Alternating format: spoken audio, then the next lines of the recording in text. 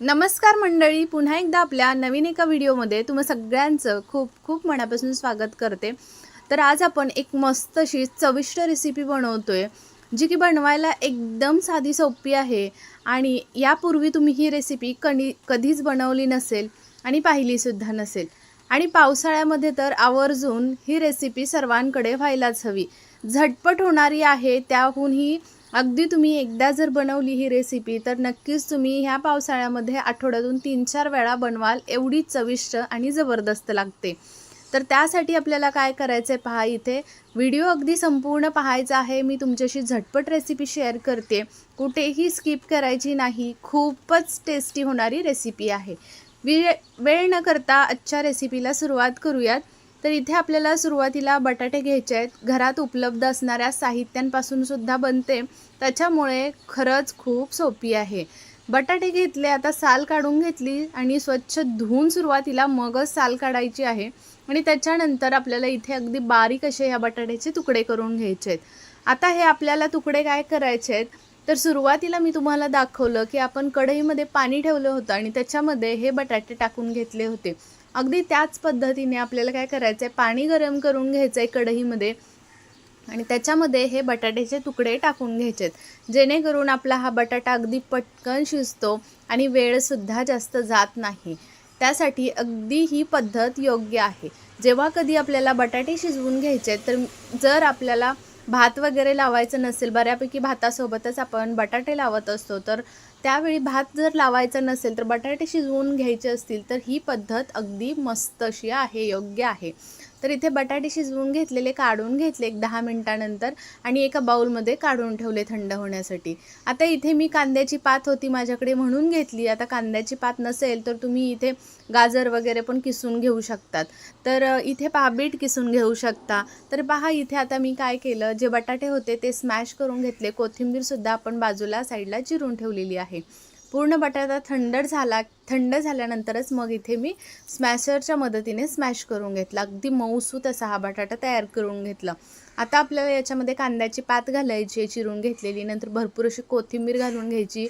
आता त्याच्यानंतर बेसिक मसाले, त्याच्यामध्ये मिरे पावडर घातली आहे पहा अर्धा चमचा, हळद पावडर अर्धा चमचा, जिरे घालायचे अर्धा चमचा इतके आणि ओवा 1 चमचा इतका हातावरती चोळून घालायचा, ज्याच्याने आपल्या या पदार्थाला स्वाद खूप छान येतो। त्याच्यानंतर इथे आलं लसूण मिरचीची पेस्ट घालून घेतली आहे 1 चमचाभर, चवीपुरतं मीठ घालून घ्यायचं आणि 2 चमचे इथे मी कॉर्नफ्लोअर घालून घेतलं आहे। आता हे बाइंडिंगसाठी कॉर्नफ्लोअर आपण वापरलेलं आहे। बऱ्यापैकी कॉर्नफ्लोअर जर तुमच्याकडे नसेल तर तुम्ही इथे तांदळाचं पीठसुद्धा वापरू शकतात। आता इथे पाहू शकता मस्त आपल्याला हे एकत्र असं मिक्स करून घ्यायचं आहे आणि याचा गोळा तयार करून घ्यायचा आहे। थोडंसं हाताला जर पीठ चिटकत असेल तर आपल्याला इथे काय करायचं, थोडंसं तेलाचा हात घ्यायचा आहे आणि त्याच्याने हे सर्व असं मस्त तयार करून घ्यायचं आहे। तर आता आज मी इथे वापरते ऑडी इकोबेक पेपर, जो की ह्याच्यावरती पदार्थ अजिबातच चिटकत नाही, व्यवस्थित थापला जातो। थालीपीठ वगैरे पण थापण्यासाठी एकच नंबर हा पेपर आहे। जर तुम्हाला घ्यायचा असेल, हवा असेल तर मी प्रोडक्ट टॅग करते, तिथून तुम्ही परचेस करू शकतात। अजिबात पदार्थ कुठेही चिटकत नाही, व्यवस्थित अगदी तयार होतं। तर पाहू शकता मस्त एक 2 चपातीच्या आकाराचा एक गोळा काढून घेतला आणि व्यवस्थित याच्यावरती थापून घेतला आणि त्याच्यानंतर इथे पाहू शकता पिझ्झा कटरनी साईडच्या कडा सर्व सोडवून घेतल्या आणि इथे पाहू शकता मस्त असे या पद्धतीने आपल्याला कट मारून घ्यायचे आहेत। अगदी चौकोनी असे हे आपण इथे व्यवस्थित अशा ह्या वड्या तयार करून घेतलेल्या आहेत। आता ह्या सर्व एक एक करून मी तयार करून घेते आणि इथे पहा लगेच मी फ्राईंग पॅनमध्ये आपल्याला काय करायचं, थोडंसं 2 चमचे इतकं तेल टाकून घ्यायचं आहे आणि याच्यामध्ये ह्या वड्या फ्राय करून घ्यायच्या आहेत। आता जर जास्त तेलामध्ये करायचे असतील तरी करू शकता, पण कमीत कमी तेलाचा वापर करून आणि पाहू शकता मस्त असे घरच्या साहित्यांमध्येच आपल्याला झटपट होणारी ही रेसिपी आहे आणि तयार होतात। विशेष म्हणजे आलटीपलटी करून इथे पाहू शकता मस्त अशा ह्या आपण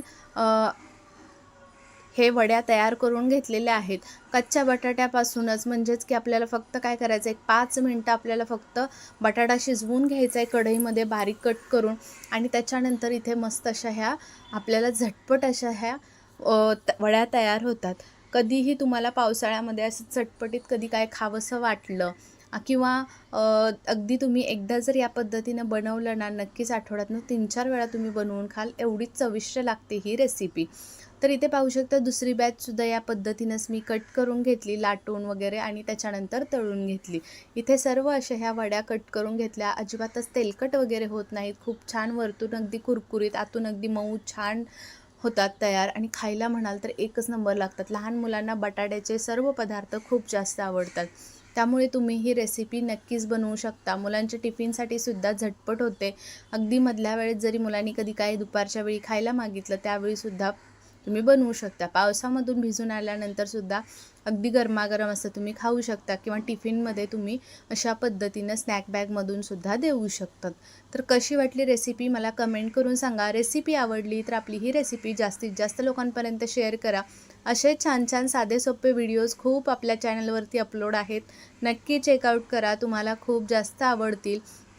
आणि विशेष म्हणजे ही रेसिपी कशी वाटली तुम्हाला हे मला जरूर कमेंटमध्ये कळवा. झटपट होते त्यामुळे नक्की तुम्हीसुद्धा बनवत चला. एकदा बनवली तर नक्कीच तुम्ही नेहमीच बनवून खाल. पावसाळ्यात तर ही रेसिपी सर्वांच्या घरी व्हायलाच हवी.